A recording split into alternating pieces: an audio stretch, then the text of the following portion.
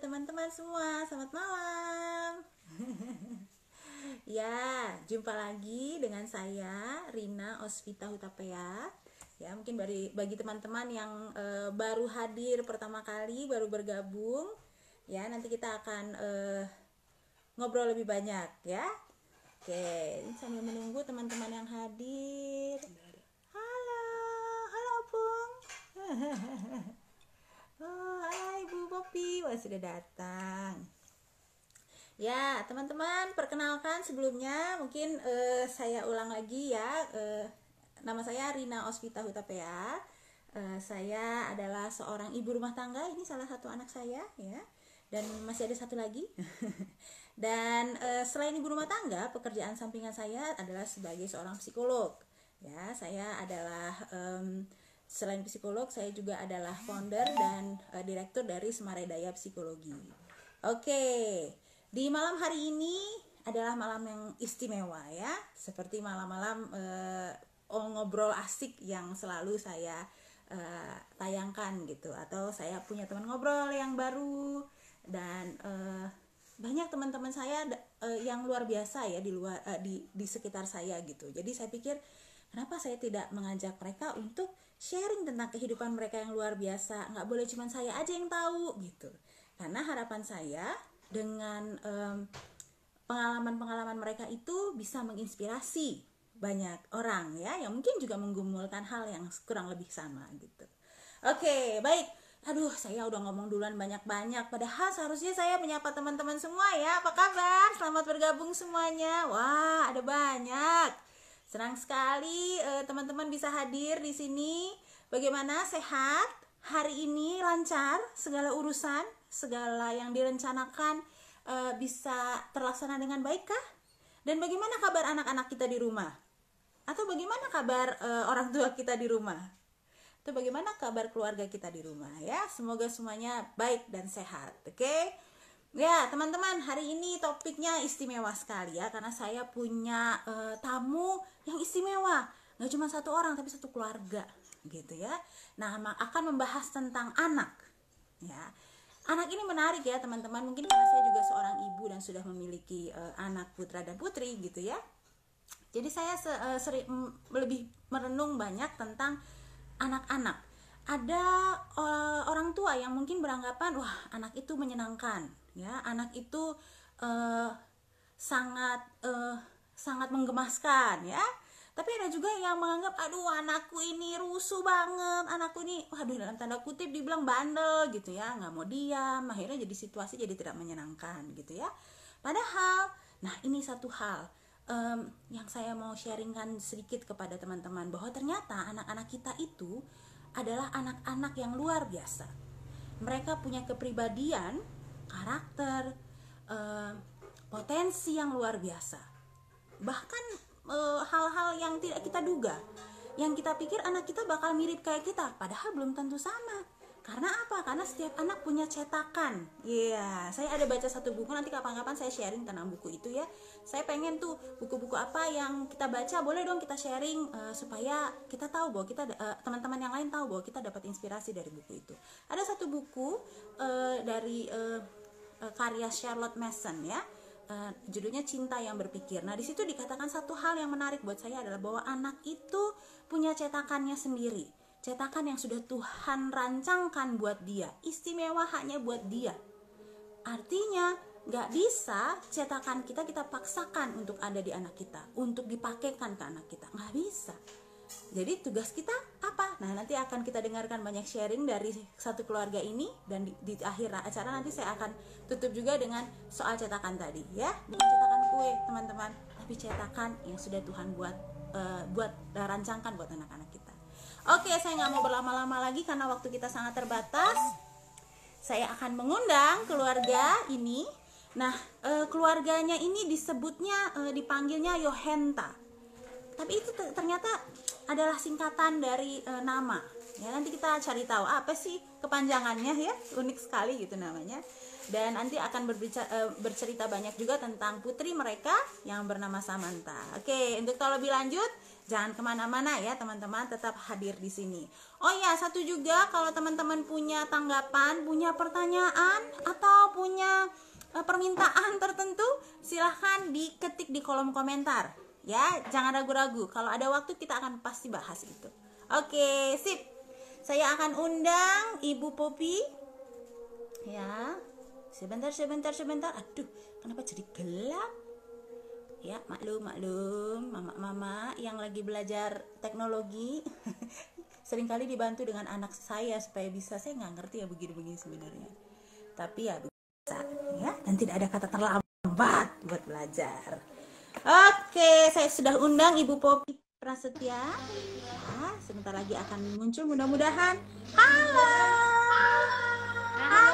wah, sudah pakai baju seragam, keren seragamnya.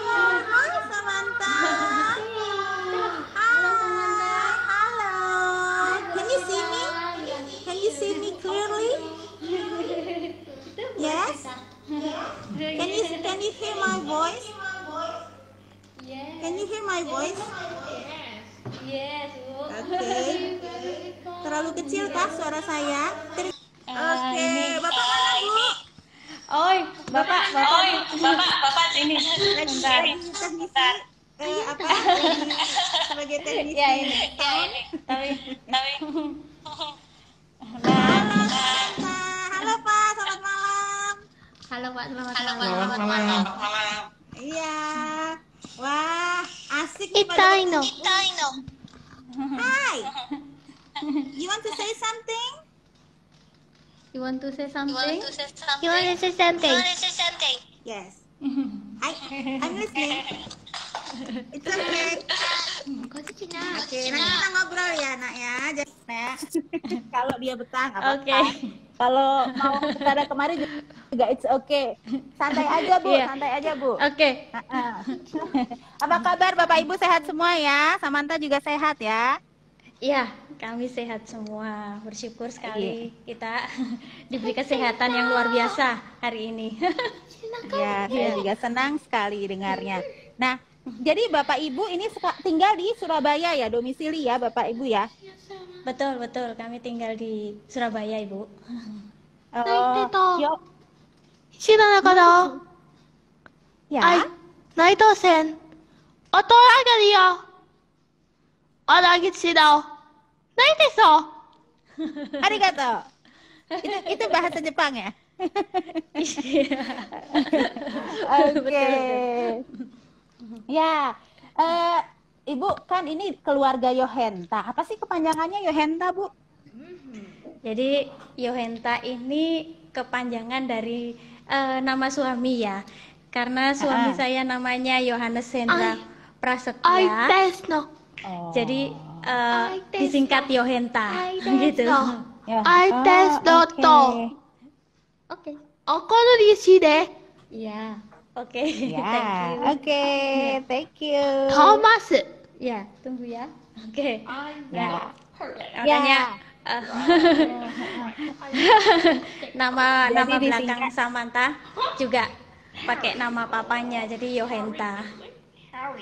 Oh, ya. Jadi Samantha apa namanya, Bu? Samantha Prilia Aquila Yohenta. Yohenta, oke. Wah, jadi Bu sehari-hari kegiatan gimana Bu di rumah? Kegiatan kalian bertiga sehari-hari seperti apa? Samantha cuma satu ya, anak tunggal ya? Ya, anak tunggal. Jadi anak satu-satunya kami. Jadi Samantha, karena Samantha ini homeschooling, jadi secara otomatis saya adalah guru privat dan guru untuk sekolahnya gitu. Jadi semuanya kami lakukan bersama. Ya, apa namanya, nanti ada jam-jam yang Samantha juga harus ikuti. Terus kalau ないですのだから。おらげでしなこど。トーマスだよねな。トーマススーパーサイエンチン。 Oke, thank you. Nah, Wah, terus keren. kalau papanya kerja ada jam-jam yang kita bisa ikut, ya kita ngikut papanya. Jadi kita ikut keliling papanya juga gitu kegiatan kami. Oh, iya iya. Bapak Oh, mohon maaf, Bapak Tonochi. kerja apa, Bu? Bapak Sehari-hari kerja, iya, sehingga kebetulan bisa Bapak ikut ini, gitu, bisa ikut oh, ya, Ibu dan Bapak anak. ini Heeh. salah satu full timer di gereja. Jadi Oh, kami bisa ikut papanya kalau pas ada kegiatan atau mungkin papanya nggak lagi full, jadi kami ikut gitu. iya iya iya iya. Nah, Bu, sekarang kan stay at home ya, Bu ya, masih pandemi ya, Bu. Betul, Di betul. Surabaya Iya. juga masih masih PSBB atau bagaimana, Bu? Sekarang kondisi. Ya minimal kita mengurangi untuk keluar-keluar ya. Jadi untuk di rumah saja. Lebih baik di rumah kalau nggak Ya. kepepet sekali kita harus keluar. Seperti Mm-mm. itu sih. Gitu karena memang Mm-mm. Mm-mm. Surabaya sendiri juga posisinya belum zona hijau ya intinya begitu. Ya, ya. Jadi lebih Betul. banyak di rumah masih ya. Betul, betul Heeh, ya. heeh. Nah, kalau di rumah seperti itu gimana Samantha? Apa memang sebelumnya juga jarang keluar rumah atau karena kondisi sekarang lebih banyak di rumah, jenuh nggak dia? Atau apa yang dia rasakan dan lakukan biasanya, Bu?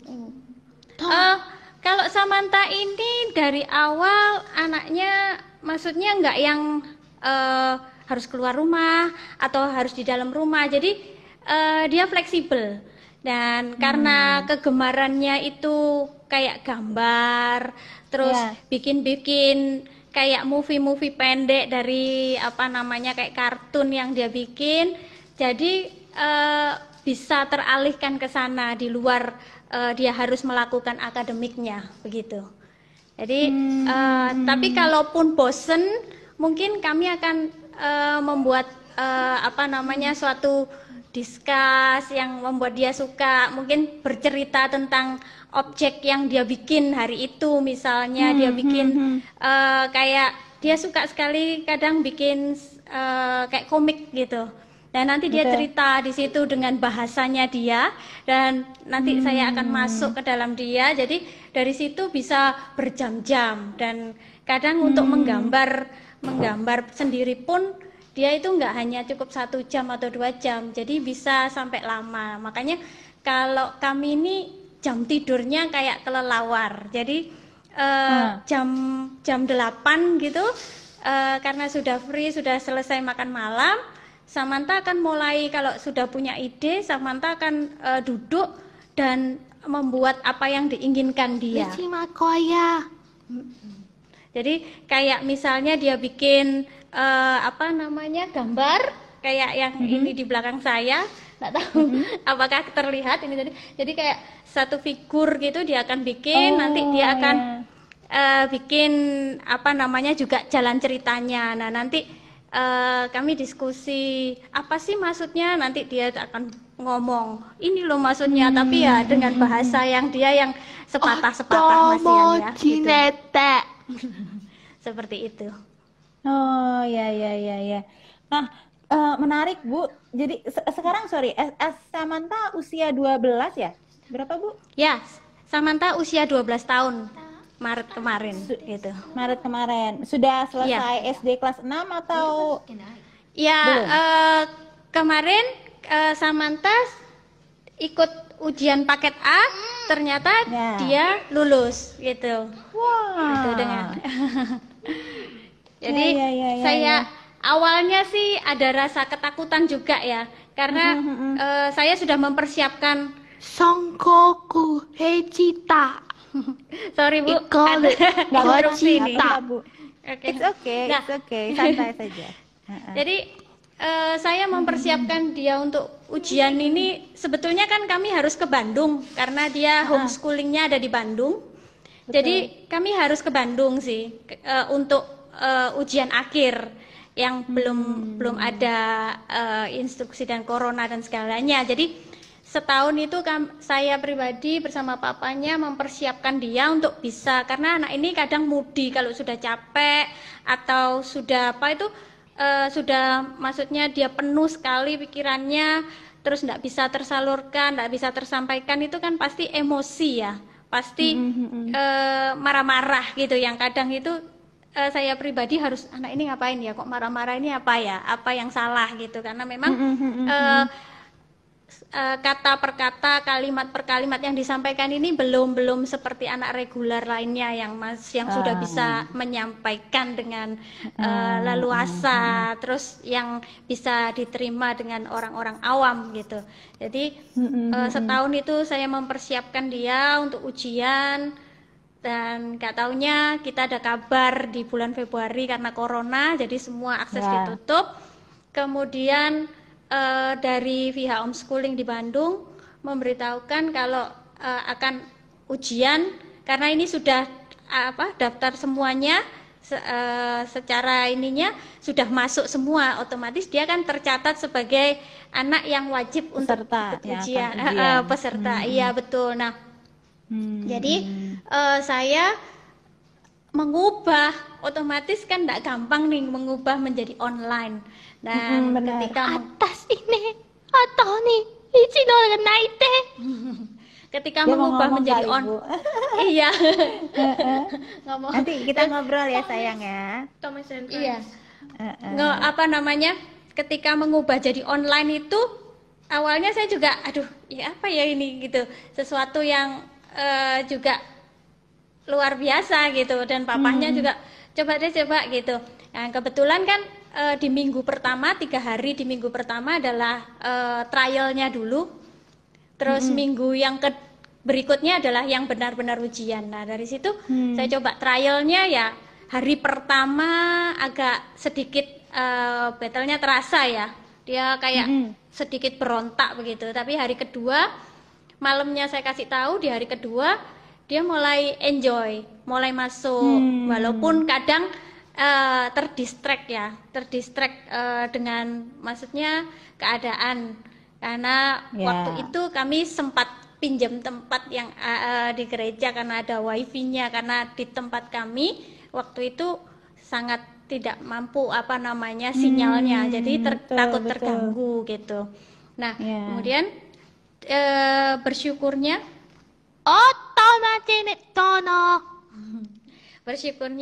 di pas hari ujiannya dia benar-benar sudah seperti berjalan aja, jadi sudah seperti ibaratnya saya tinggal hanya duduk di samping untuk melihat, takutnya ya supervisi aja, kalau dia ceklak-ceklik aku takutik atau buka-buka yang lain seperti itu. Nah ternyata enggak sih, saya bilang di jam pertama pelajaran ini, nanti break sebentar, di jam kedua break ini, setelah break baru pelajaran ini. Jadi dia mengikuti gitu, dan ketika bisa break ya ngikutin ya, bisa. Terus ketika break itu saya bilang nggak boleh lihat internet, nggak boleh lihat handphone, jadi gambar aja. Jadi selama break itu dia gambar. Nah setelah selesai 2 mata pelajaran, 1 hari kan 2 mata pelajaran, dia atau sayan cinta mas. Dia 1 hari 2 pelajaran, kemudian dia selesai. Kalau sudah selesai baru dia selesaikan tugasnya gitu. Seperti itu sih. Iya ya. Wah menarik sekali ya. Ternyata dia bisa mengikuti proses belajar dengan cara seperti itu ya Bu ya. Artinya betul. Memang customize gitu ya. Iya. Bu, awalnya sih saya juga takut sih Bu, waktu itu saya pikir bisa enggak ya gitu. Ya saya tunggu di samping itu sampai saya sendiri terlongo-longo. Oh ternyata bisa ya, dibaca satu-satu, dia sambil ekspresif ya. Seperti malam ini sih saya sudah dari semalam saya ngomong, Semi kita mau IG live nih, Semi mau ikut duduk apa enggak gitu. Ternyata tadi dia sudah hentai naked. Iya, tadi sudah merapikan diri, terus dia ikut duduk ya. Seperti itu sih. Bagus sekali. Iya, ini mama yang sabar. Naked Morat. Mama papanya keren. Wah, ini ada beberapa komentar dari teman-teman yang gabung ya. Iya, hebat. Oke, Bu, saya tuh penasaran deh, Bu. Bisa nggak tolong diceritain tentang sejarahnya Samantha, dalam arti dari sejak mulai di kandungan, kemudian dia lahir, kemudian sampai sekarang.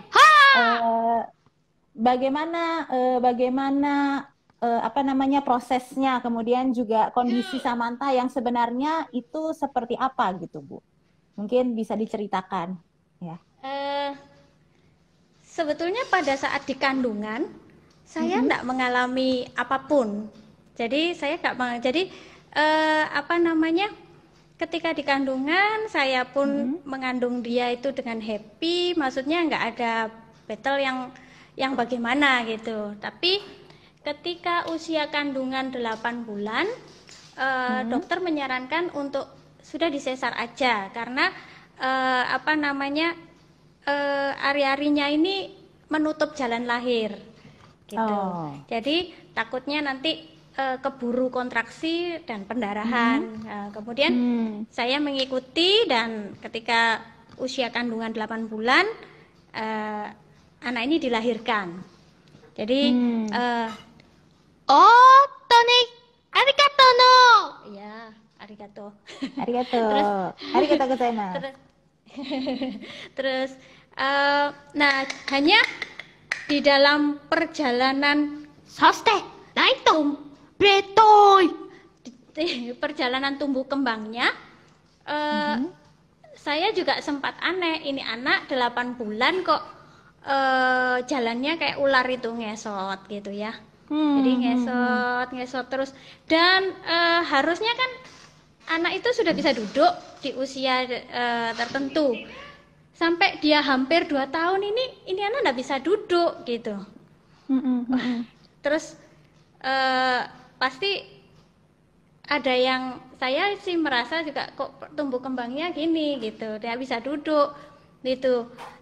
Terus cuma kalau didudukkan, dia pegang pensil itu sudah betul, dan coret-coretannya itu sudah tegas. Tony wijiru nakai. Jadi sudah tegas. Kemudian saya dan papanya membawa dia ke dokter tumbuh kembang sebelum 2 tahun sih, sebetulnya sebelum 2 tahun. Tapi persis ketika usia 2 tahun, ini anak bisa duduk. Tiba-tiba bisa duduk. Ketika nonton TV duduk, dan ketika usia 2 tahun 1 minggu dia berdiri dan melangkah gitu. Melangkah satu langkah pelan-pelan sambil di tembok gitu, dia melangkah. Saya juga kok langsung gitu. Nah, terus kemudian dia baru bisa mengeluarkan kata-kata itu di usia 5 tahun. 5 tahun Cuma, ya. betul, Kata-katanya cuma langsung jelas atau gimana, Bu? satu kata, 2 kata gitu. Tapi yang dia keluar itu ya dalam bahasa Inggris, misalnya cuci tangan, wash gitu. Terus ketika saya tanya ini gitu, dia bilang nose gitu. Jadi satu gitu. Jadi dia belum bisa merangkai kata, dan apa namanya, kemudian dia juga fokusnya waktu itu kalau dipanggil tuh nggak dengerin gitu loh. Terus kami juga sempat, apa anak ini ada masalah pendengaran gitu. Waktu itu kami bawa ke THT juga dites. Waktu dites itu saya bilang sama dokternya, dokter, kalau anak ini nggak dengar, kenapa musik yang dia suka dia langsung lari gitu. Dokternya terus, apa musik yang dia suka? Dan musik yang dia suka waktu itu kartunnya Mr. Bean yang teng teng teng teng teng teng teng gitu. Nah, ketika musik itu di setel itu jauh, dia langsung lari nyari gitu. Kenapa kok dia bisa begitu? Kan kalau misalnya pendengaran dia terganggu, dia pasti nggak akan mendengar itu gitu loh. Dan itu terjadi ketika di rumah, kalau pas apa namanya iklan, dia seneng sekali iklan. Jadi kalau TV dinyalakan dan iklannya pas dia suka, biarpun dia ada di kamar dan TV itu ada di ruang tamu, dengan volume yang kecil pun dia akan lari melihat, terus dia joget-joget. Cuma kalau dipanggil Semi, Samantha gitu, kayak nggak gubris gitu loh. Terus makanya saya pikir, wah, terus dokter bilang, enggak, ini pasti apa namanya, dia mungkin belum fokus aja. Terus kemudian nah soal yang baca tulis itu saya juga aneh ketika umur 6 tahun. Dia tuh kalau pergi ke sekolah, di sekolah waktu di TK dulu, dia cuma tidur, datang dan tidur, datang dan tidur gitu. Terus kemudian ini baru ya, hello. boleh, ya silakan. Arigatou. Pamit dulu sama Bu Ospita. Bye Bu Ospita. Bye, Ospita. Bu Ospita. Tuh Bu Ospita. Bye bye. Bye bye. Bye bye Neto, sayang. natachi nege. Oke, izin pamit Bu. Dia mau mainan handphone katanya begitu. Oke. Terima kasih ya Samantha. Arigato. Nah, kemudian apa namanya, di SD itu, tapi ketika saya bawa dia kan sukanya kalau sore itu jalan-jalan naik kereta kelinci. Naik kereta kelinci, tahu ya Bu ya, odong-odong itu ya, odong-odong kereta kelinci. Yang itu odong-odong, iya benar. Yang ya. di Bandung Yang juga ada gitu. Iya betul. Nah itu setiap kali ada di warung, dia kan bilang soto ayam. Terus itu dia baca lagi nasi goreng Pak Man. Loh, kok bisa? Saya bilang gitu. Terus Padahal nggak saya ada tuh, yang ngajarin dia baca, belum ada yang ngajarin baca. ya di sekolah ya cuma di sekolah TK sih tidur kayak gitu sih. Ndak. Saya sendiri ketika saya ajar menulis, dia tuh marah-marah. Gak karu-karuan. Dulu itu ketika kecil kalau marah itu sudah gulung-gulung, teriak-teriak. Bisa-bisa Tantrum gitu. Iya betul, bisa-bisa tetangga kiri kanan 3-4 rumah itu kedengeran semua gitu. Nah, terus saya kok bisa ya? Cuman waktu itu dia kayak battle-nya itu di huruf G sama huruf B. Itu buat G dia dan itu B. nulis itu, iya, golf dan bravo itu buat nulis itu dia susah sekali gitu. Terus angka 8, pokoknya yang bunder-bunder itu buat dia tuh dia emosi tinggi gitu. Tapi lama-lama dia belajar sendiri. Dia ini tipikal anak yang belajar sendiri. Jadi apa yang dia mau, dia belajar sendiri gitu. Jadi seperti tadi Ibu cerita ketika di TK dia tidur aja, seakan-akan tidak memperhatikan, tapi sebetulnya Betul. dia bisa menangkap dengan caranya dia ya Bu ya, dan belajar dengan caranya dia sendiri gitu iya, ya. Betul, iya. Dulu kayak ini proses gambar, cuma saya kok tadi cari filenya, saya sudah tutup. Jadi gambarannya itu cuma garis begitu. Dia menggambar itu dia melihat sendiri di YouTube. Jadi dia cari-cari sendiri, terus caranya ngarsir, caranya bentuk segala itu dia cari sendiri. Jadi kayaknya dia lebih enjoy belajar dari dirinya sendiri, begitu. Ya. Menarik ya Bu ya. Karena itu sesuatu yang unik gitu. Di satu sisi seakan-akan dia kayak kesulitan belajar ya, ada kendala di situ, tapi ternyata di hal-hal tertentu yang dia minati, dia bisa mencari tahu sendiri dan menguasainya sendiri gitu ya. Betul. Jadi kalau Bu Ospita masuk ke YouTube-nya dia, itu kami itu tidak pernah jadi gini, kami hanya memfasilitasi ini handphone. Jadi memang saya sengaja sama papanya belikan satu handphone yang RAM-nya cukup gede, karena saya tahu dia itu mainnya ke kayak komik-komik begitu. Saya pikir dia akan bikin gambar dengan tangannya dari handphone itu. Nggak taunya ketika kalau dia di daerah yang ada wifi-nya, dia akan download sesuatu yang dia sudah pikirkan tadi malam, untuk bahannya dia membuat kartun itu tadi. Nah, nanti kalau sudah di rumah, jadi walaupun tidak ada wifi, dia enjoy aja, kayak dubbing atau bikin kartun nanti dubbing sendiri. Terus nanti dia pikirkan gini, kalau misalnya video ini lagunya gimana ya, dia nyoba sendiri.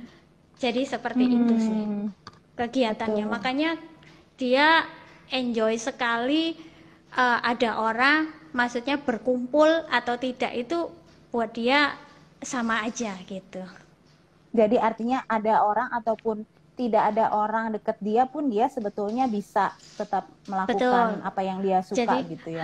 Jadi maksudnya dia enggak bete atau kalut atau gimana, enggak gitu. Dan dia ini tipikal yang friendly gitu. Jadi gimana friendly-nya gimana, Bu? Dulu ketika masih di sekolah, maksudnya masih di sekolah formal sebelum homeschooling, saya sempat lihat sih teman-temannya itu suka ngikutin dia apa yang dia lakukan dan dia seneng banget gitu. Jadi kayak apa yang dia lakukan itu diikuti sama teman-temannya gitu, dan kayak pionirnya gitu, kayak lari-lari model apa, terus walaupun hanya kayak cilukbat tapi yang dia buat lucu-lucu gitu loh. Jadi teman-temannya ngikutin semua kayak gitu sih yang saya lihat. Dan dia gimana, Bu, berkomunikasi dengan teman-temannya dia itu seperti apa bentuknya? Apakah verbal ya, face to face atau bagaimana, Bu? Nah, ini komunikasinya kalau waktu dulu di sekolah formal dia jarang untuk ngomong. Jadi ya langsung pakai tangannya, gerakan tangannya gitu, dia tunjuk siapa, dia bawa, dia tarik, terus dia bikin gerakan, terus nanti temennya ngikutin, kayak gitu. Nah, kalau sekarang ini saya mulai stimulasi, jadi maksudnya kalau dia tarik itu, dia mau apa, saya akan bilang, mau apa, terus dia akan sebut satu, terus saya bilang, misalnya gini, mau nonton gitu ya, nonton apa, nanti saya ikutkan lagi, nonton apa, ada nonton laptop, ada nonton handphone, atau nonton TV, kamu mau yang mana? Nah, nanti dia akan gandengkan lagi, nonton TV. Oke, nonton TV, nonton yang apa?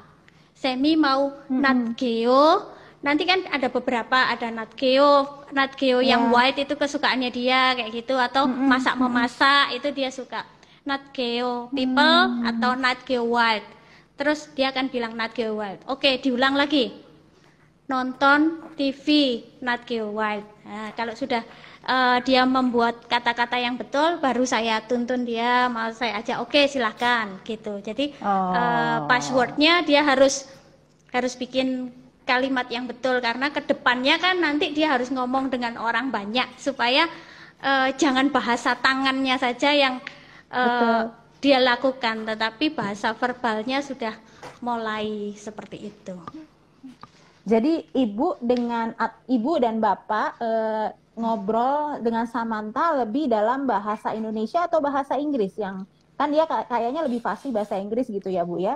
Tapi ibu dan bapak menggunakan bahasa apa dengan dia biasanya lebih banyak? Jadi begini, Bu, saya ini kadang itu karena kemampuan bahasa Inggris saya, terus bahasa Inggris saya ini kan medok nih ya, medok Jawa banget gitu. Kadang dia melongo, betul, kadang dia melongo. Terus saya spell, misalnya yang susah, five gitu ya, nggak susah sih, maksudnya five gitu. Kalau medoknya kedengeran dia tertawa, terus five gitu, terus saya spell FIVE. Terus nanti dia akan spell dengan betul. Jadi saya ngikutin dia, tapi dia mengerti bahasa Indonesia. Jadi ketika bahasa Inggris, dia bahasa Indonesianya nggak tahu. Jadi ketika dia bahasa Indonesianya nggak tahu, saya akan bilang pakai bahasa Inggris. Kalau dia masih nggak mudeng, maksudnya nggak ngeh, saya akan spell bahasa Inggrisnya, terus dia akan sebut. Ya itu maksud mama itu, kayak gitu. Terus baru dia, oh iya gitu, seperti itu sih. Ya, jadi cara belajarnya juga kadang saya artikan dalam bahasa Inggris supaya dia memahami aja sih. Itu. Oh, gitu ya. Jadi dengan walaupun Ibu tidak yang terampil dalam bahasa Inggris, tapi berusaha Betul. untuk bisa menjelaskan Betul. ya atau menyampaikan betul. pesan instruksi ke dia gitu ya. Nah, tapi kan Betul. materi-materi yang dia gunakan untuk belajar itu lebih banyak bahasa Indonesia sebenarnya. Ketika dia sekolah formal, dia sekolah di yang full Inggris. Tapi karena dia sekarang homeschooling, dan homeschoolingnya saya ikut kurikulum yang ada, Bu. Jadi yang K13 itu. Nah, cuman kadangkala untuk penerapannya karena dia ini lebih banyak visual, jadi saya carikan modul yang sama, tapi nanti berbahasa Inggris. Misalnya tentang hujan. Bagaimana hujan itu terjadi gitu ya. Jadi saya carikan YouTube yang berbau-bau kartun yang menerangkan tentang hujan tetapi dalam bahasa Inggris. Habis itu nanti saya kembalikan ke bahasa Indonesia.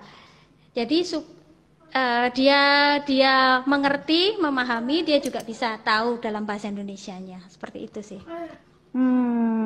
Jadi artinya kalau bahasa reseptif Indonesia dia sebetulnya bisa ya, tapi mengekspresikannya dia mungkin kurang yakin ya untuk melakukan itu, atau memang dia tidak mau melakukan aja gitu. Dan mungkin kalaupun ya dituntun gitu kali. Buat mulutnya dia itu berat mungkin ya, Bu ya. Kayak iya mungkin. Spelling itu kan A B C, dia susah sekali untuk bilang A B C gitu, susah. Terus sama angka dia kan cepat sekali spellnya dalam bahasa Inggris. Jadi mungkin apa kalau angka 6 gitu ya, kalau bahasa Indonesia kan 6 gitu ya. Kalau dia ya kan mungkin males kali ya. Jadi ngomong 6 gitu. Betul. Karena beberapa orang tua juga ya, kalau ada yang kondisi anaknya seperti itu mirip-mirip, lebih fasih dalam bahasa Inggris, ternyata memang lebih banyak kalau bahasa Indonesia dalam satu kata ada 2 suku kata misalnya. Ya kan? 1. Kalau Inggris kan 1. Hijau, green. Kan jadi kayaknya memang anak-anak jadi akhirnya jadi merasa lebih gampang gitu untuk menggunakan bahasa Inggris dibanding bahasa Indonesia gitu ya. Betul. Iya. Unik juga ya situasi seperti itu. Betul. Gitu.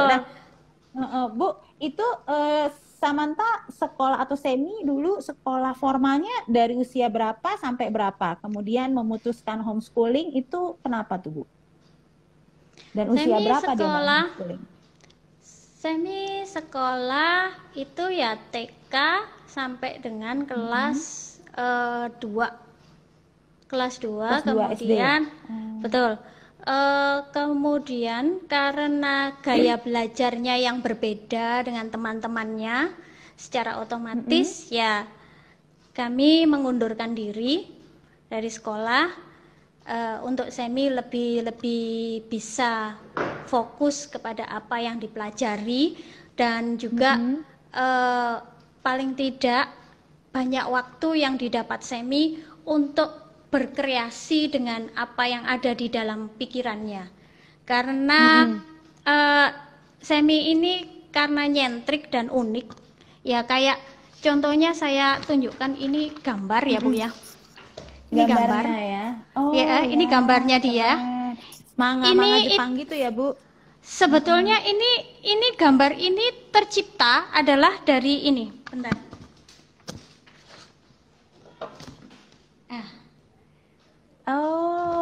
Dua tokoh ini dia paling seneng sama Dragon Ball.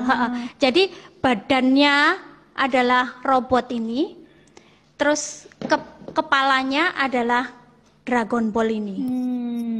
Jadi makanya terciptalah gambar ini gitu.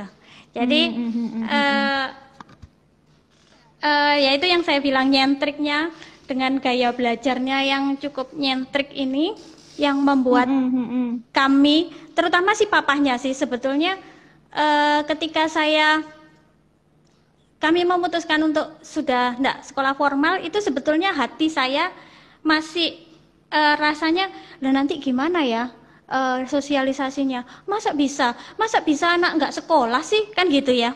Dan rasanya, dan saya ini didikan dari orang-orang yang dari zaman dulu, maksudnya nggak sekolah itu, anak nggak sekolah itu gimana hidupnya, kan gitu ya.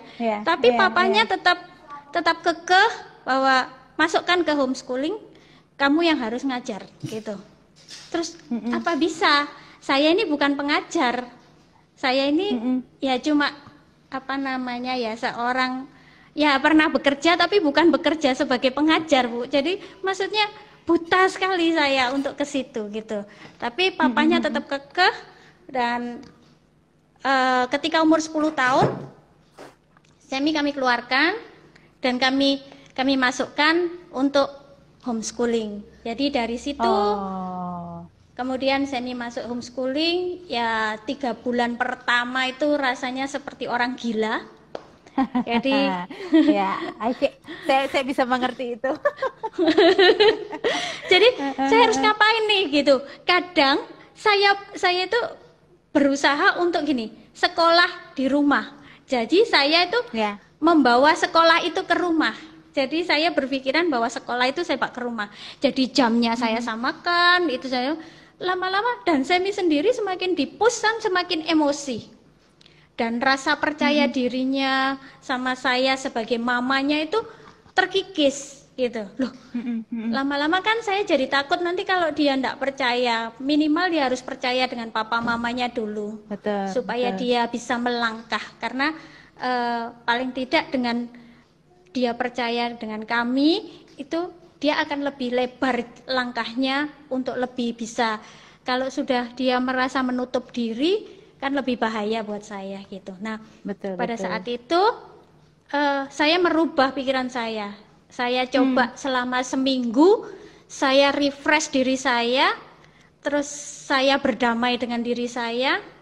Saya pahami dulu apa artinya kok disuruh homeschooling ini, dan bagaimana jadi seorang guru. Kemudian saya masuk ke Semi.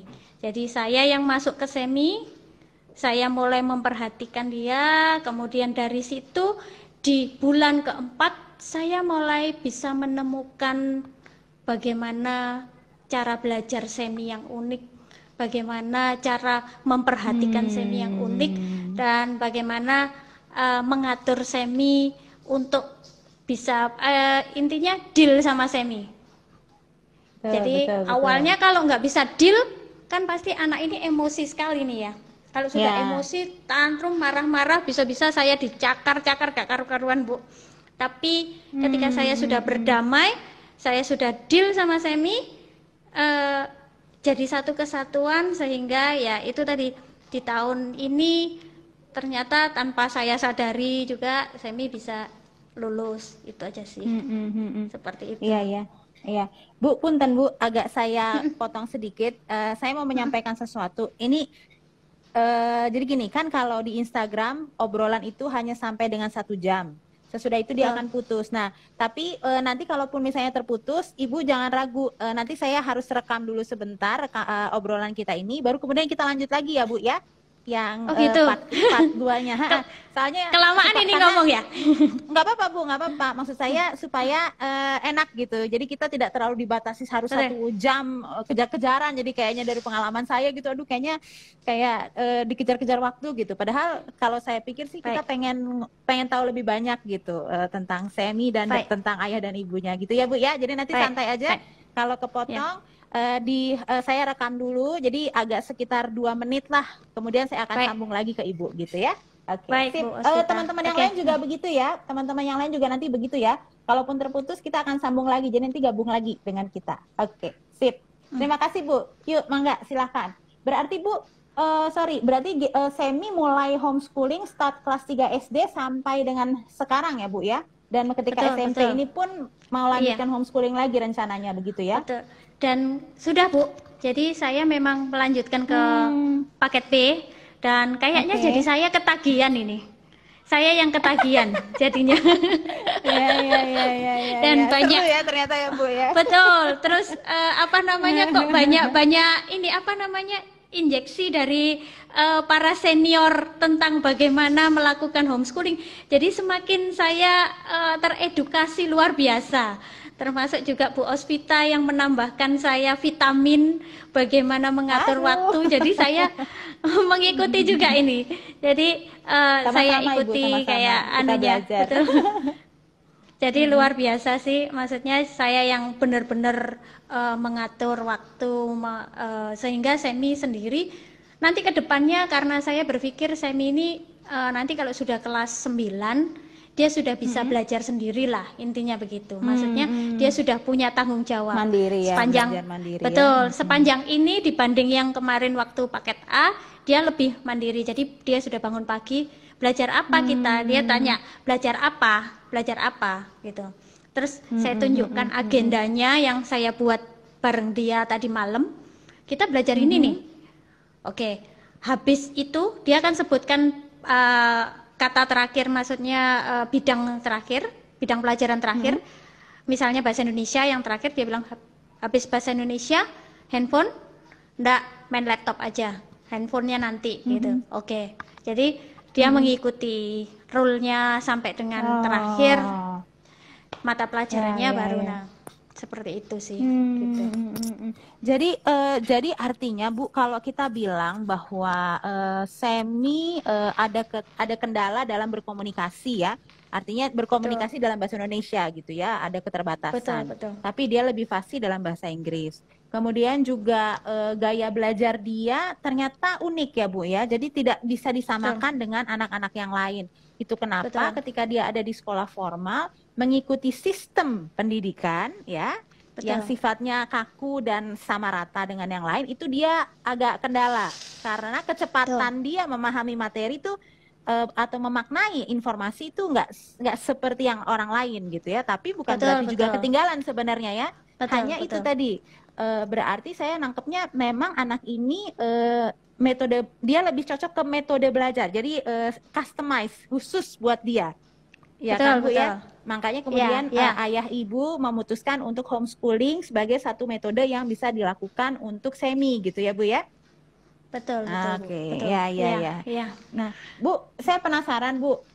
Kan tadi kan Bapak bilang, Ibu engkau adalah pengajarnya aja gitu ya, dikasih mandat seperti itu gitu ya. Nah, terus tapi saya penasaran, kan nggak mungkin juga ya, artinya gini, yang Semi kenal kan ayah dan ibu ya, secara personal kalian bertiga satu keluarga. Nah, artinya papanya manggilnya ayah, bapak. Dia Nah, panggil papa. papanya kan pasti punya kontribusi peran ya Bu ya. Nah itu sejauh mana tuh? Saya pengen tahu deh. Boleh nggak saya ngobrol sama Papa Semi? Boleh, Papa Semi. Silakan. Ibu, saya ganti dulu. Iya, bangga. Papa sini. Saya sini. Sini dulu. Halo Pak. Biar kelihatan. Ini Pak, boleh geser kursinya Pak, biar Bapak kelihatan utuh. Gitu. Nah deketan dikit nggak apa-apa Pak. Mesra ya? Oke, mantap. Iya. Pak Yohanes ya saya panggil ya Pak ya, atau Papa Semi? Iya silakan apa aja. Oke, apa aja. Oke, Papa, saya penasaran nih. Tadi kan Ibu cerita kalau kemudian Bapak kan sebelumnya menyampaikan bahwa Ibu akan lebih banyak berperan untuk mengajar gitu ya. Nah lalu saya sadar bahwa sebetulnya dalam pendidikan anak nggak cuma satu pihak saja, tapi ayah juga pasti punya kontribusi peran begitu. Nah kalau saya boleh nanya iseng nih, nah kira-kira Bapak apa aja dong yang ikutan mengajar dan mendidik Semi itu seperti apa sih bentuknya gitu? Agak-agak penasaran Pak, agak-agak kepo, mungkin bisa sharing Pak tentang pengalaman kalau itu. Formatnya jadi kalau yang di istilahnya formal yang kita adopsi dari sekolah ya memang perannya mamanya. Tapi kalau perannya sebagai apa istilahnya ngajari dia tentang kehidupan ya, dia mesti lihat, saya mesti berusaha jadi contoh meskipun kadang sering miss ya, misalnya bagaimana saya makan, bagaimana saya itu dia cenderung lihat ke kami, jadi makannya gimana lah, itu yang saya lebih ke arah situnya yang banyak waktu. Kalau yang formalnya yang ngikuti di kurikulum apa itu memang mamanya. yang mamanya banyak ya, waktunya gitu. asik Betul. juga ya. Iya, iya, iya. Nah, Pak, gimana biasanya kegiatan apa yang Bapak lakukan untuk membangun hubungan atau bonding dengan Samantha kan dari sosok ayah sebagai pria gitu? Ya enaknya karena banyak waktu di rumahnya, jadi kemana-mana ikut, kemana-mana apa dia ngelihat langsung. Misalnya kadang kan kalau kita di kendaraan sering emosi sama orang, kadang saya sendiri yang justru ya, terkontrol karena ada dia. Saya harusnya ngajari dia gimana menyikapi kalau tahu-tahu dipotong. Nah, kalau sendiri mungkin, nah jadi sebetulnya sama-sama saling belajar sama dia itu. Oh gitu. Seperti Gimana itu. Pak? Nah, dia Saling belajarnya itu gimana? Heeh. Ya, saya belajar karena istilahnya gini, dia ngadepi kepeduliannya dia itu tinggi. Jadi kalau kita pergi rame-rame, dia nggak mau satu orang pun ditinggal. Jadi dia mesti ngajak, oh ini belum masuk, nah dicari dia ajak masuk. Nah, jadi jiwa sosialnya cukup tinggi dia.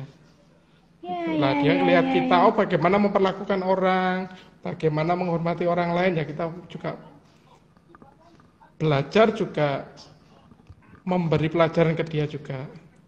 Ya, ya, ya, ya. Jadi dia belajar teladan ya, Bapak Ibu kali ya. Betul. Dia belajar contoh yang nyata dari Iya. orang tua gitu ya, ayah dan ibu Iya. gitu. Dan ya ini bagus banget, ini ada yang mengatakan kompak banget ya, memang betul. Dan kelihatannya ayah dan ibu sama-sama orang yang sabar gitu ya, yang mau bertekun. Tapi pernah nggak Pak, nggak sabar gitu sama dia, Sebenarnya gemes gitu rasanya, atau pernah jadi emosi nggak Bapak gitu, pernah nggak? sabarnya cuma di depan kamera aja ini. Ah, mana tak? Baru ketahuan tuh.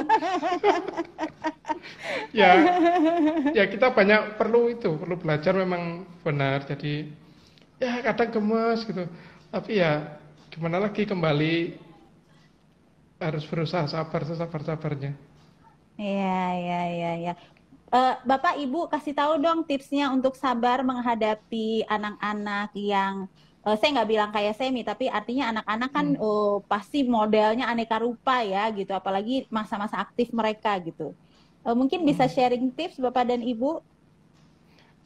Tipsnya kalau dari saya sih, jangan lihat dari sudut pandang orang tua, lihatlah dari sudut pandang dia. Itu. Oke. Kalau dari Ibu, Supaya kita ada tahu tips, ya. ada Ibu, tips gimana Bu untuk tipsnya? sabar. Tipsnya supaya sabar. Wah, ini kalau belajar sabar, ya intinya saya sudah berdamai sih Bu dengan keadaan. Jadi maksudnya ya sabarnya jadi sudah terbentuk dari ketika saya berdamai dengan keadaan itu tadi. Gitu. Berarti dari sejak Semi masih kecil, sangat kecil gitu ya, Ibu sudah mulai bertahap jadi memampukan untuk sabar gitu ya.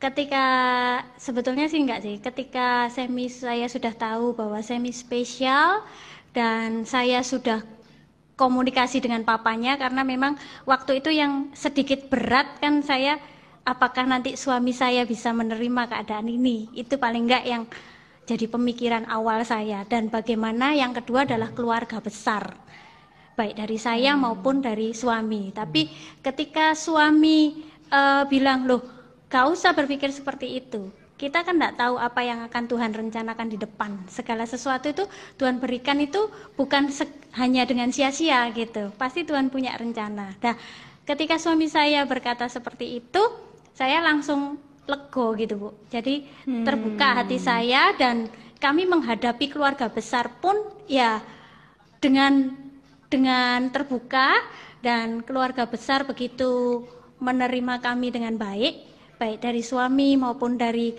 saya pribadi yang begitu merangkul kami, secara otomatis jadinya ya sabar itu terbentuk dengan sendirinya. Jadi kalau mereka saja bisa menerima kami, kenapa saya sendiri harus masih tetap battle dengan diri saya, kan itu seperti itu. Gitu. Iya, iya.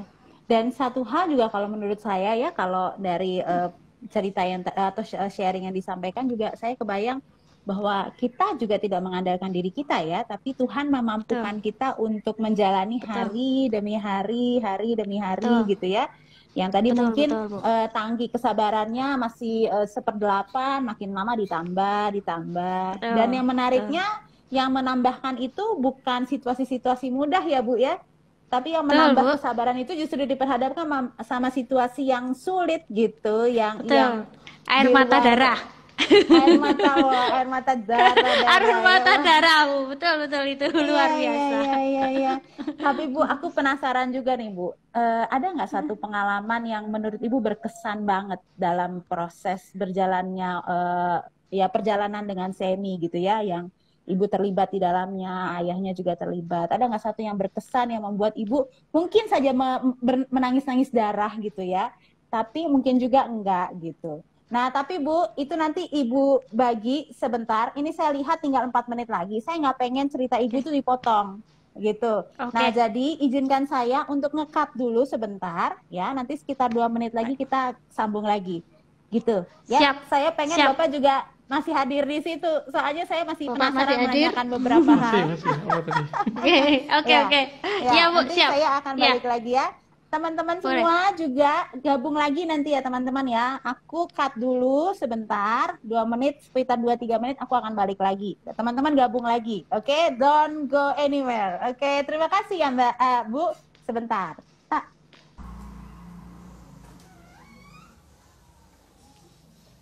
Halo, kita sambung lagi. Ya, ini saya masih penasaran dan saya rasa alangkah baiknya kalau kita lanjutkan lagi obrolannya dengan keluarga Yohenta ya.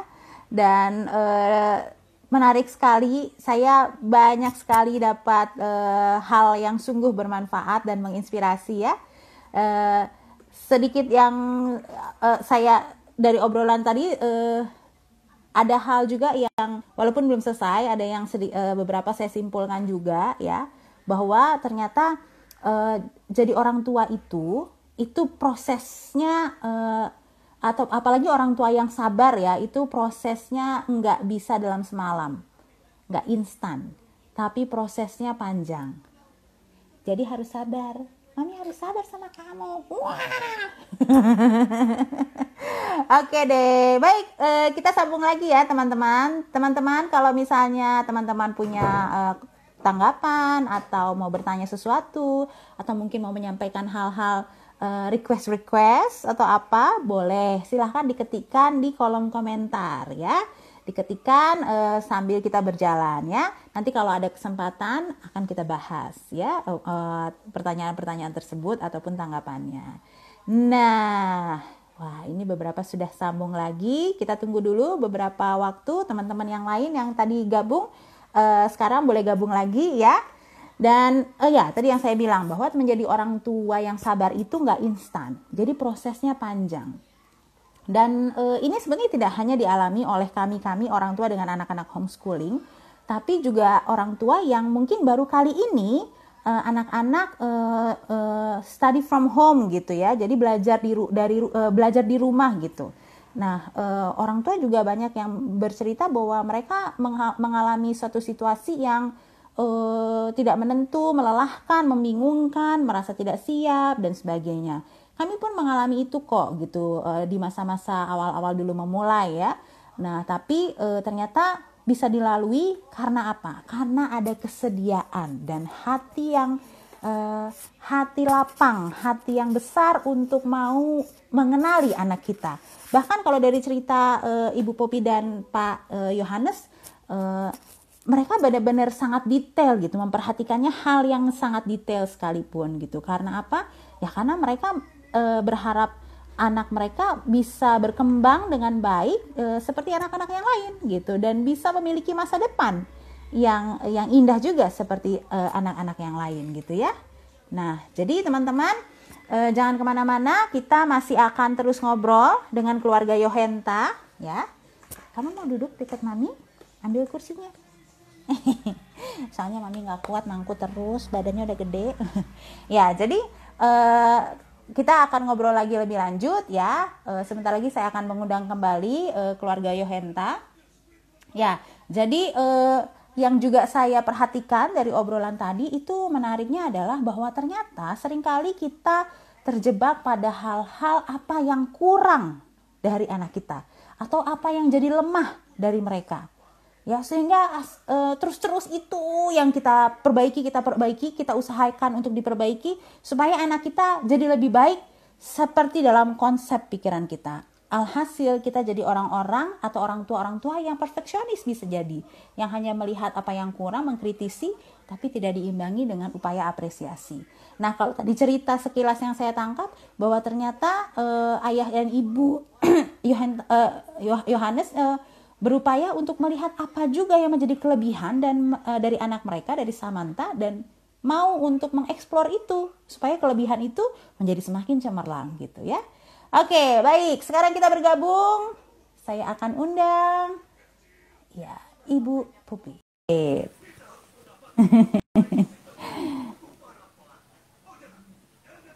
Iya. Oke. Ya, teman-teman yang lain silahkan bergabung kembali ya.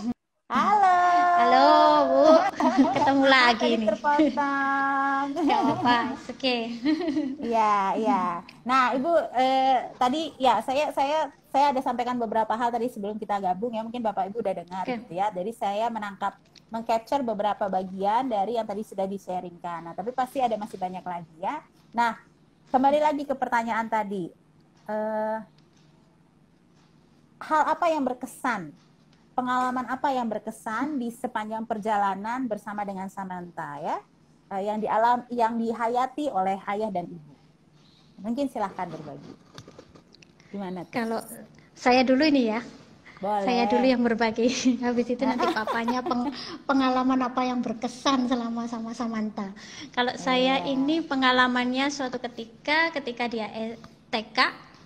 Saya dipanggil sama kepala sekolah, diberitahu kalau anak ini seperti ini gitu ya, dengan keadaannya. Rasanya hancur hati saya. Terus saya cuma bisa nangis di depan kepala sekolah itu, saya sudah nggak kuat. Terus kemudian ketika pulang, ketika saya ganti bajunya dari baju sekolah ke baju biasa, tatapan mata anak itu seperti dia berkata gini, "Mama, I'm sorry," gitu. Wih, itu rasanya dari tatapan itu saya langsung peluk dia. Saya bilang, enggak ada sorry. Kamu enggak salah. Tapi semua itu proses. Ayo Samantha sama Mama kita sama-sama berjuang. Ayo kita tunjukkan. Dan waktu itu saya ngomong bener sama dia, ayo kita tunjukkan bahwa kita mampu, bahwa kita bisa. Habis saya ngomong itu, dia peluk saya karena dia tahu saya keluar air mata waktu di depannya kepala sekolahnya. Dan dari situ saya pikir lagi, kok bisa ya, padahal ini anak kan belum bisa ngomong ya, maksudnya masih ngomongnya yang satu kata, tapi tatapan mata itu seperti ngomong ke saya, "Mama, I'm sorry," gitu. Jadi seolah-olah dia itu menyesal sekali dengan saya dipanggil, pertama kali dipanggil oleh kepala sekolah. Terus saya bilang, enggak, habis itu saya berusaha enggak nangis. Ketika saya harus tiap kali ketika di SD, saya bisa-bisa seminggu dipanggil, terus minggu depannya dipanggil lagi, seperti kayak makan es cendol. Jadi tiap hari gitu kayak dipanggil-panggil itu sesuatu yang sering buat kami gitu, tapi enggak down waktu ketika TK itu. Jadi itu yang momen terindah banget buat saya. Jadi dari situ saya berusaha untuk ayo apapun itu maju bareng gitu. Dan Mama sama Papa adalah garda terdepan untuk bawa kamu, pegang kamu sampai kamu bisa berjalan betul-betul dan melangkah menghadapi kehidupan ini. Itu aja sih. Nah, tinggal nggak tahu papanya ya, saya pindah ke papanya. Iya, terima kasih Ibu, indah sekali. Kurang lebih ya dalam rangkaian yang sama ya, waktu itu ya lihat gimana dia membelai mamanya dan bilang everything gonna be okay gitu waktu kita pertama kali harus keluar dari sekolah. Tapi ya dalam perjalanan waktu ya bagi saya semua itu berkesan. Jadi kalau dari sudut pandang saya justru saya yang perlu dia gitu loh. Mungkin dia lahir di orang tua manapun nggak masalah. Mungkin dia menemukan jalannya sendiri tanpa kita. Tapi sebetulnya saya yang perlu dia. Dia yang memproses hidup saya jadi seperti ini. Sebetulnya itu. Ya. Aduh, saya jadi berkaca-kaca, ya ampun. Oh, tapi ya saya berkesan gitu ya. Artinya saya sendiri melihat perjalanan saya dengan anak-anak, ya sebagai orang tua homeschooling itu up and down gitu. Tapi melihat ini saya justru merasa dikuatkan gitu. Dan ternyata nggak hanya itu, saya coba mengaitkannya juga pengalaman-pengalaman hidup saya yang lain yang membuat saya, ya ternyata perjuangan itu begitu ya Bapak Ibu ya. Perjuangan itu ternyata menarik ya. Dan yang saya sangat tersentuh itu ya salah satunya perkataan Bapak ketika saya yang perlu dia gitu. Bisa jadi saya yang perlu dia gitu. Itu indah sekali Pak. Gitu. Jadi itu sesuatu yang perlu kita sadari sebagai orang tua bahwa anak-anak itu dititipkan Tuhan itu bukan semata-mata untuk kita mengurus dia gitu. Tapi anak itu untuk membukakan pikiran kita, mendewasakan kita untuk menjadi seperti yang Tuhan inginkan buat hidup kita dan buat anak kita gitu. Wah, itu keren banget, itu keren banget. Betul. Ya. Ya, wah. Oke, Bapak Ibu, tadi kita udah bicara soal gimana tips melatih kesabaran gitu ya, soal berdamai tadi ya. Dan perjalanan ke depan juga kan masih panjang ya Bapak Ibu ya. Masih ada masih ada banyak pelatihan-pelatihan yang mau diberikan kepada Samantha. Bahkan kita juga masih akan menghadapi challenge-challenge ya. Terutama seperti sekarang usia dia 12 tahun, udah remaja ya. Bapak Ibu ada melihat nggak satu perubahan yang signifikan di usia dia yang sudah memasuki dunia remaja dengan pada waktu dia masih usia lebih muda gitu? Ada ketemu nggak? Ya skillnya yang mulai kelihatan ya. Papa dulu. Apa? Ya itu dia mulai kelihatan arah hobinya kemana, itu semakin mulai mengerucut, mulai ya masih banyak sih tentangnya masih banyak, tapi udah mulai kelihatan dia mulai suka yang bagaimana, itu mulai muncul. Jadi minat dia udah mulai lebih spesifik. Betul. Ya Pak ya. Sudah mulai kelihatan ke arah mana. Itu apa tuh minat yang Bapak lihat dari Samantha yang ditemukan, apa tuh minatnya sekarang lebih spesifiknya? Ya kalau dulu misalnya dia gambarnya apa aja ya jenisnya pokoknya dicoret, sekarang mulai muncul karakternya mulai muncul, wajahnya mulai muncul, jenisnya pun nggak semua gambar dia gambar enggak, tapi yang dia suka yang seperti ini gitu sudah mulai kelihatan. Ini yang lebih detail. Ya. Oke. Sip. Gimana kalau Ibu? Apa yang Ibu temukan Bu di situasi sekarang? Apa yang berbeda keadaannya? Yang jelas dia lebih sensitif. Tapi sebetulnya Samantha ini anaknya sangat lembut ya, hatinya sangat lembut sekali.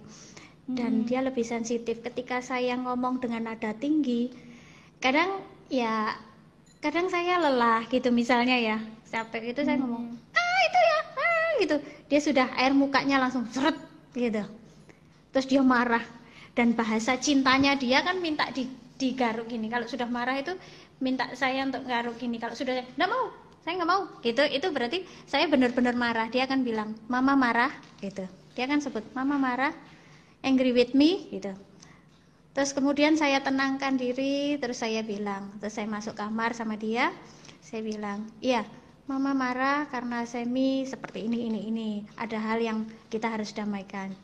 Ya, Semi sudah dewasa, dan dia akan bilang, Semi sudah dewasa, iya, Semi sudah dewasa, Semi harus ngerti untuk hal-hal ini. Dan dari situ dia mulai belajar, tapi memang saya sendiri juga belajar untuk menurunkan tabiat saya yang ngomongnya kadang dengan nada yang do tinggi sekali atau re yang tinggi sekali. Iya betul Bu. Jadi harus sebetulnya diganti. Apalagi kalau iya. Udah gitu deh. Itu yang juga sakit telinga ya Pak dengernya. Papanya katanya gini, emang kalau kamu ngomong ini nyebelin kok gitu. Kamu kalau ngomong jangankan belum ngomong, kamu masih ngeliat aja udah nyebelin. Papanya udah begitu. sebelum marah papanya kabur dulu.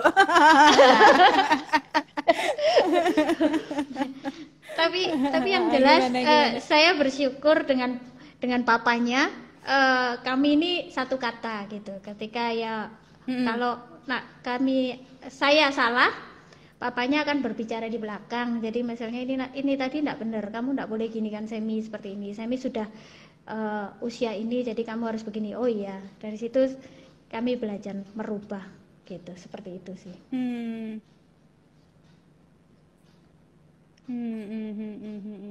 Iya ya. Jadi Bu, kalau sekarang menurut Ibu, kemampuan-kemampuan apa yang menonjol dari Semi sehingga kita bisa katakan bahwa itu keunggulan-keunggulan dia gitu. Apa saja yang Bapak Ibu temukan keunggulan-keunggulan itu? Enggak dengar. Apa? Apa aja keunggulan yang ditemukan sama Semi? Oh, ya sementara ini masih itu drawingnya dia sama kemampuan bahasanya sepertinya itu yang lebih menonjol dari dia, cuma apa yang lain ya belum, istilahnya belum muncul atau memang itu. Ya, itu berhubungan dengan keterampilan ya, artinya skillnya dia ya. Tapi kalau misalnya dari berhubungan dengan kayak misalnya karakter dia gitu, ada nggak satu perubahan yang akhirnya kita lihat itu sebagai keunggulan dia gitu? Di antara keunikannya gitu. Keunikannya yaitu, jadi kalau dia kepeduliannya sama orang lain itu cukup tinggi, seperti yang saya ceritakan tadi. Gimana kalau kita pergi rame-rame, ya sejumlah misalnya satu kendaraan itu 5 orang, ya pulangnya harus tetap 5 orang itu gitu. Dia hafal siapa duduk di mana, dikembalikan lagi. Terus kalau karakter yang dia beranjak dewasa ya disiplin itu juga. Jadi seperti yang mamanya tadi cerita, perasaannya itu harus, jadi waktu dia emosi itu justru sebetulnya dia belum seberapa sakit hati, tapi kalau sudah dia cuma diem ngelihat, wah itu sakit hati banget, itu berarti mengalami sesuatu yang sakit. Oh gitu ya, justru dia ketika sangat kalau emosi marah gitu ya, malah lebih kadang emosi, ya justru biasa lebih aja. Diam, terus nanti tiba-tiba dia akan nangis yang seperti hatinya sangat sakit gitu Bu. Jadi dia nangis yang tidak bersuara, air matanya akan keluar terus sampai gini gitu. Dan itu sakit hati sekali. Berarti kami berdua harus masuk ke kamar, sama-sama ngomong, terus kami tanya ada apa, kenapa. Terus kemudian kalau dia akan bilang misalnya kalau saya yang salah, mama marah gitu dengan bata-batanya dia. Jadi kami yang coba anukan gitu, seperti itu sih. Tapi kalau dia malah marah-marah, teriak-teriak, itu sekedar ya bukan intimidasi aja. Sekedar intimidasi kalau anak ngerengek gitu loh Bu, seperti itu. Iya, menarik loh. Artinya kan Bapak Ibu bisa sampai mengenal sebegitu dalamnya ya. Jadi Bapak Ibu nggak cuma melihat dari skill dia yang masih harus dilatih ini dan itu atau hal-hal segi kemampuan ya, tapi dari segi kepribadiannya juga bisa Bapak Ibu tangkap gitu ya. Nah, berarti kan itu Bapak Ibu sangat meluangkan waktu untuk mencoba memahami dia sampai ke dalam, ya kan? Betul. Ya karena banyak di rumah ini. Iya. Dan sebetulnya itu menarik loh Bapak Ibu. Kayak kemarin saya sekilas saya juga pernah baca ada satu kalimat yang mengatakan bahwa kalau homeschooling itu sebetulnya pendidikan yang berbasis keluarga. Jadi bagaimana kita mendidik si anak memang berangkat dari nilai-nilai atau value-value yang ada dalam keluarga kita. Jadi every family itu punya nilai yang bisa jadi berbeda satu dengan yang lain, yang menjadi kekhasan. Nah, tapi salah satu kekhasan kalian adalah kalian mencoba untuk menyelami dia dari segi perasaannya juga didengarkan dan diperhatikan gitu ya, tidak diabaikan gitu. Wah, itu keren banget. Iya. Oke, terakhir nih Bapak Ibu, saya mau tanya, kan kita kan judul sebetulnya saya sih yang bikin judul tanpa izin sama Bapak Ibu ya, main kasih judul Anakku Kebahagiaanku. Karena kebetulan tema yang saya angkat di bulan Juli ini sampai dengan nanti akhir Juli itu bicara soal kebahagiaan gitu ya. Dari berbagai versi, dari berbagai sudut pandang orang-orang dengan masing-masing orang yang berbeda. Nah, jadi saya pilih ini karena menurut saya ini sebuah cerita yang menarik atau kisah hidup yang menarik, perjalanan keluarga yang menarik ya. Jadi anakku kebahagiaanku. Nah, kalau saya kasih tema itu ke Bapak Ibu, anakku kebahagiaanku. Coba masing-masing ayah dan ibu menyampaikan soal itu. Apa yang membuat ibu dan ayah bisa mengatakan anakku adalah kebahagiaanku? Silahkan dijelaskan lebih lanjut. Gue di pakarnya ini. Ayo, siapa dulu? Mau Papa dulu aja, nanti aku lama. Gimana, Ngomongnya, anakku adalah kebahagiaanku. Dari itu. Oh ya, sebetulnya ya sudah saya singgung tadi ya gimana saya ngelihatnya bukan lagi saya dianugerahi masalah gitu loh, tapi saya melihatnya sudah ini jadi sebuah kayak kalau hidup itu saya tiap hari naik roller coaster ya, kadang ngeri, kadang happy gitu ya. Jadi ya itu jadi sebuah rangkaian kebahagiaan. Jadi naik turunnya kita dalam sedihnya, dalam bahagia. Rangkaian yang panjang yang pada ujungnya nanti. Ya ini sebuah cerita yang bahagia kalau kita nengok ke belakang di mana dulu kita ditolak di sekolah A, di sekolah B, di sekolah C. Kita bukan lagi cerita sebagai sesuatu yang sedih tapi bahagia. Asik ya, dulu kita pernah ke sana, dulu saya pernah ke sini loh ditolak kayak gini. Tapi ceritanya bukan lagi cerita yang sedih, tapi cerita yang aku pernah ngalami ini, sesuatu yang bahagia bagi saya gitu. Jadi ceritanya jadi saya nggak lihatnya dari satu sudut pendek, tapi sebuah perjalanan panjang yang bahwa ya goalnya nanti pasti sesuatu yang bahagia gitu, sesuatu yang baik bagi kami. Gitu. Iya. Terima kasih Pak. Ibu? Anakku adalah kebahagiaanku karena saya mengalami kehidupan yang luar biasa bahagia. Dengan adanya dia, saya ini belajar bagaimana mengasihi anak-anak yang sama seperti dia. Bagaimana berkomunikasi dengan anak-anak seperti dia. Jadi saya diberi kesempatan saya melayani anak-anak di gereja, juga kami melayani anak-anak sekolah luar biasa. Ada 2 tempat yang kami layani. Dari situ bukan karena saya ingin belajar bagaimana ke anak-anak spesial, tapi lewat semi saya belajar bahwa aku bisa bercerita dengan anak-anak spesial yang lain. Jadi saya bisa berbagi dengan mereka. Bahkan hari-hari ini saya sedang belajar bersama teman-teman tentang bahasa tuli. Dia pun ngikuti. Dan kadang kalau saya lupa, Semi yang mengingatkan saya, apa ya Sem bahasa tulinya untuk misalnya taat gimana ya Sem? Dia yang mengingatkan saya.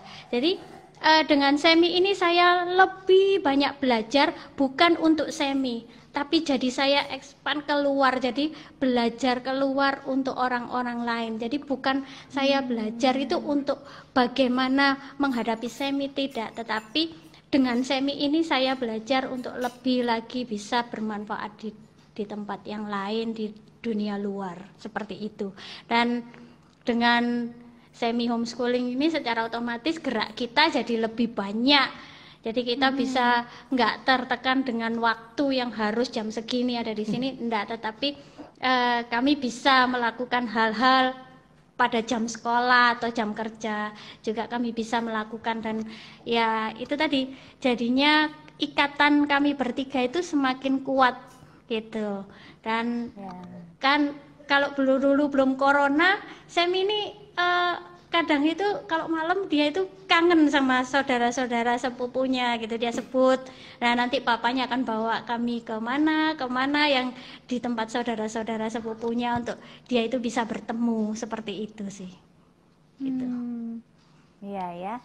Jadi kebahagiaan yang Tuhan kasih buat keluarga kita sebetulnya dari anak-anak kita, bukan dari apa yang melekat secara seperti misalnya barang, harta gitu ya, jabatan, prestasi, bukan itu, tapi justru adalah anak, orang tua, saudara, yang keluarga itu gitu kan. Itu satu bentuk kebahagiaan sebetulnya yang Tuhan kasih. Jadi alangkah baiknya bila kita memelihara, kalau sekarang istilahnya ketahanan keluarga ya, jadi memelihara kebersamaan itu. Dan salah satu tercermin juga dari kaos yang dipakai tuh, keren banget itu. Aku suka. ini kebetulan nggak tahu apakah ini adalah kaos tim kami pelayanan tim namanya Real Fit. Kami melayani di SLB yang saya bilang itu. Jadi kami sudah hampir satu setengah tahun ini kami melayani. Dan ketika kami diminta waktu kemarin Desember retreat, pimpinan tim Real Fit kami, Kak Hari, itu minta gambarnya Semi untuk kami bikin kaos dan notebook. Nah, dari situ terciptalah ini, kaos ini.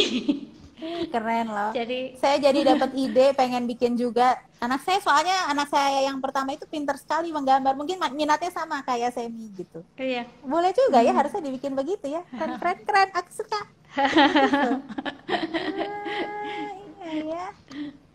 Makanya ini tadi kami minta izin untuk bisa kaos bersama ini karena yang biru sudah dipasang Bu Ospita di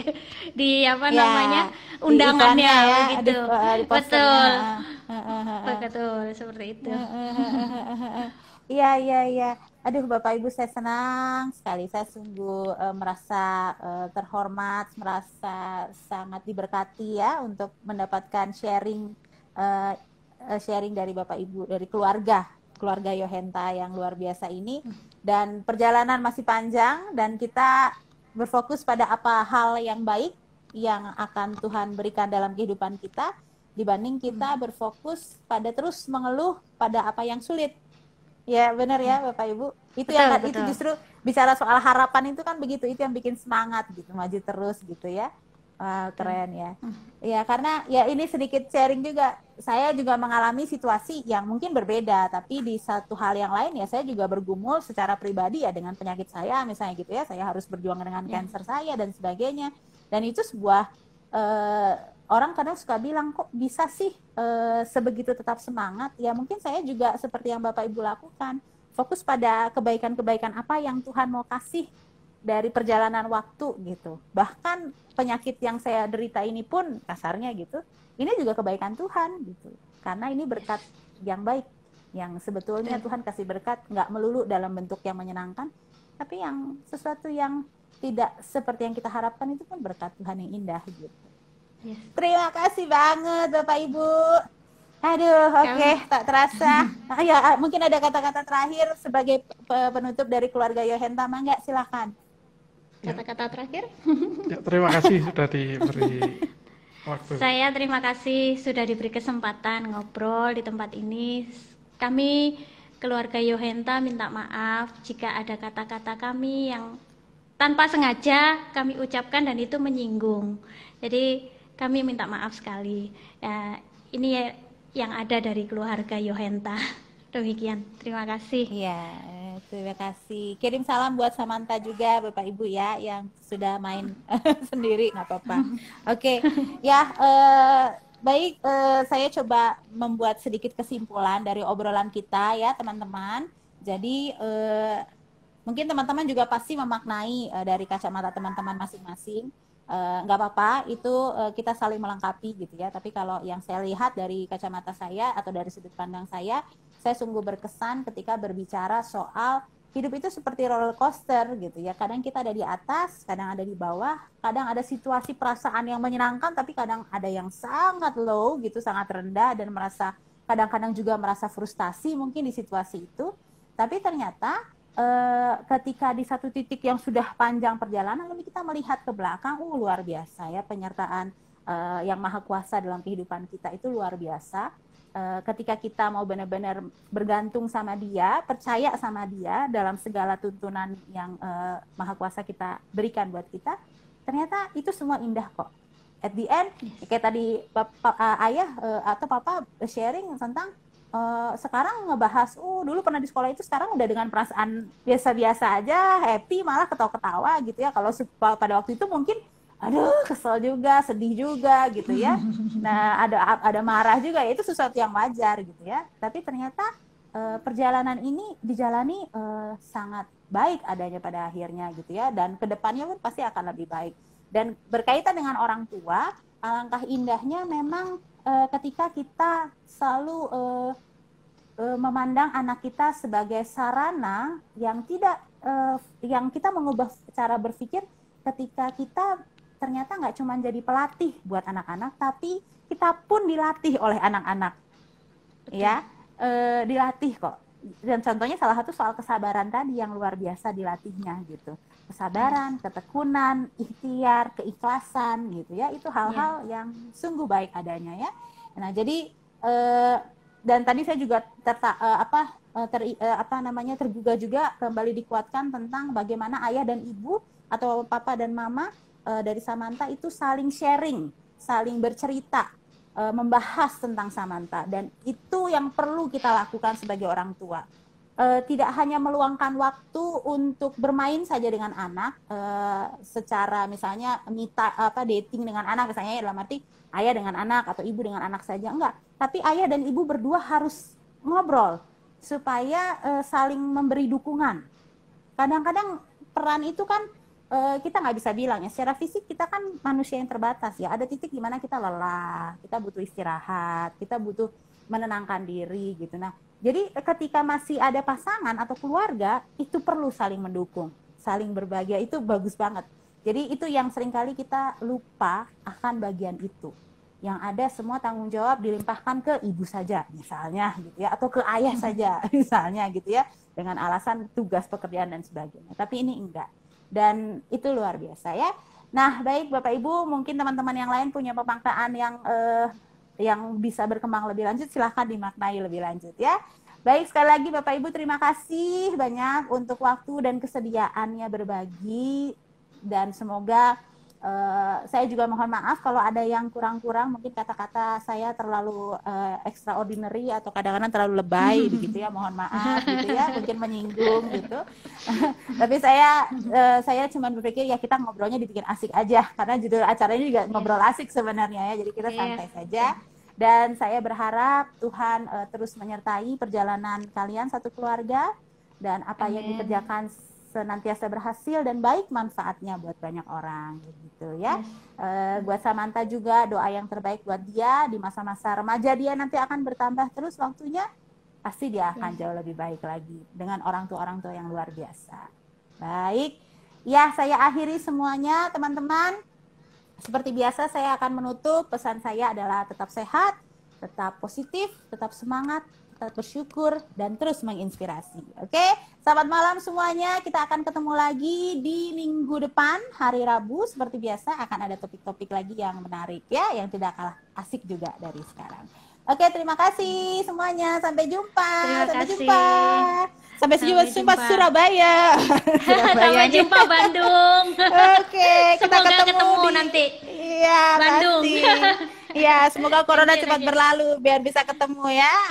Thank you. Oke, terima kasih.